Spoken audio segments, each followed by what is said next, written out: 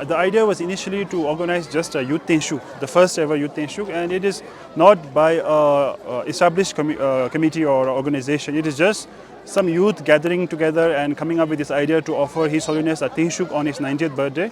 So then we thought, for a tenshug we will gather in Dharamshala, maybe a lot of youth from all over the world, and if the tenshug finishes in the morning, then if we separate on our ways, then it's like wasting an opportunity. So from there, the tenshug idea developed into a tenshug and a festival. So I'm in charge of the festival committee. So right from the beginning, I thought that we should have themes for rather than having programs. First establish the themes. So like you mentioned, so we have the themes of in Tibetan, Damtsik, Drelam, and Gahzom. In English, we say pledge or bond, connection, and then connection, and then the third one is celebration. So Damtsik is represented by our own pledge or our bond with His Holiness, and connection and conversation within the Tibetan youth and with our own culture and our identity. And the third one is Gahzom, is celebration, is the third day where we feel that we have a cultural, a religious culture and a leader that can be celebrated, that needs to be celebrated. Even though we are only 6 million, we are an oppressed people, but I feel in terms of culture and religion, we are like very proud people. So that needs to be celebrated. So in order for the youth to feel connected to their own identity, they need to look into their own culture, their own history, their own identity. So I mean, that's how your identity gets connected or formed. Otherwise, in this very turbulent world, I think our identity is very easily diluted sometimes. So these are some of the thoughts that went behind our three themes. Yeah. One of the panels we deliberately, we made it a point to establish was the panel from Tibet, for Tibetans from Tibet. So in Tibetan is the Pyeojor, Pyeomid, and Shijenyi Drelam. So the Tibetans from Tibet and the connection between exile and inside Tibet. So this panel is filled with speakers who are born in Tibet, who have worked or educated in Tibet and now are in exile. And the panel is also moderated by someone from Tibet.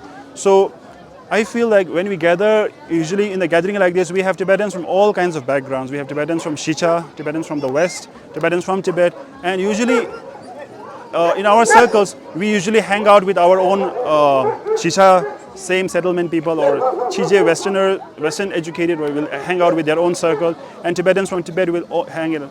So I think in these type of gatherings, we can have a common platform, and we can mingle around, we can have frank conversation, and the most importantly is, I think we can expand our view of what it means to be a Tibetan, right?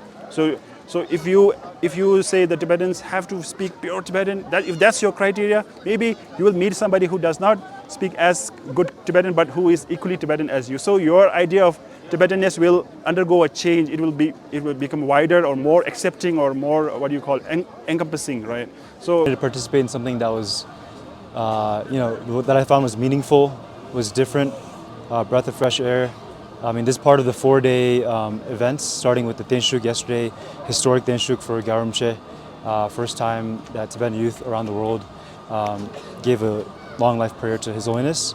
That was historic, first time it ever happened. And then to continue the vibe of that, we have a 3-day Tibetan Youth Festival where Tibetans around the world are coming. Most of them are here from India, but we have about 100, 200 from outside of India, including myself. I'm from Washington, D.C. And meeting here, participating in different programs on different topics such as literature, arts, history, Tibetan identity. So I wanted to just be part of that. I think personally, me being Tibetan, I was actually born in New Delhi, and then I came to America when I was 5 years old. So I grew up over there. But one of the most important, you told me to say this interview in English, but I feel more comfortable speaking in Tibetan actually.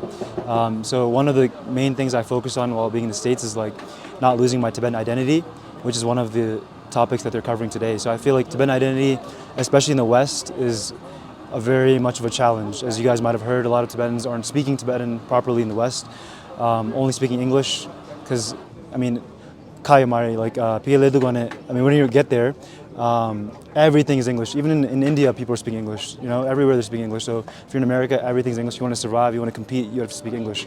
So losing your Tibetan identity sometimes happens naturally. So you have to prioritize it. So for me personally, I prioritized it at an early age after like just talking to my parents, getting their feedback.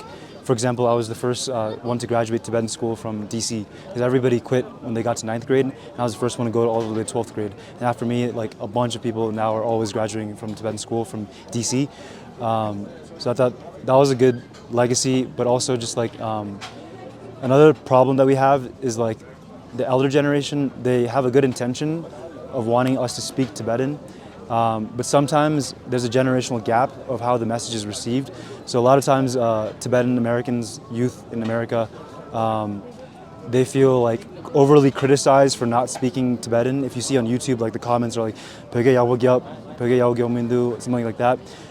So something that I want our generation to do more for the next generation is have positive critical feedback, and I think the way you give the message is important. Because I think the elder generation has a good intention, but just the way they're doing it is old school style, so it's not receiving well to our generation, and then we get shamed, and then we don't even want to learn Tibetan. So I think that's important. Yeah. Thousands of youth came together to pay homage to His Holiness yesterday and did a long life prayer for him. I think having something like the Tibetan Youth Festival right after the Tenshug gives young Tibetans an opportunity and a platform to network and to showcase their different views and opinions regarding Tibet and also to learn about the history of Tibet and to learn about our own culture. As you can see in this festival, there are a lot of stalls and businesses from young Tibetans, Tibetan entrepreneurs, and at the same time, there are so many cultural workshops that is happening simultaneously here. And I think the committee has done such a good job in organizing such a great event here. So I think currently, as I've seen in the pamphlet, they have a lot of workshops that's happening here, and at the same time I think at the end of second day or the third day we even have a feedback or like a laid back session, and I think that would give young Tibetans a good opportunity for us to sit back, reflect and think about what we have learned so far, because there are a lot of interesting panels, as you can see, some that touches on history of Tibet and some that touches on architecture. Even if you take a look around the way they have decorated the whole place, Studio Nyidon has done such a good job, I think. And yeah, I mean, Rinpoche is here. We'll learn a lot of things, and I think, I think this youth festival, in terms of like the avenues of what we can learn, they are doing such a good job, and I think that will in future foster dialogues, and at the same time maybe that will also spark a little something in a lot of Tibetans here who might in future take leadership roles. Yeah.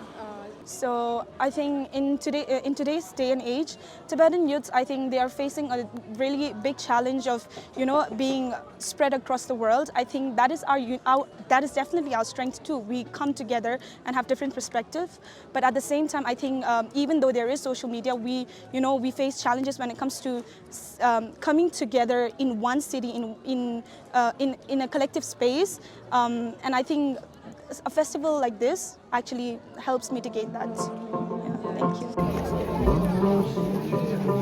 you.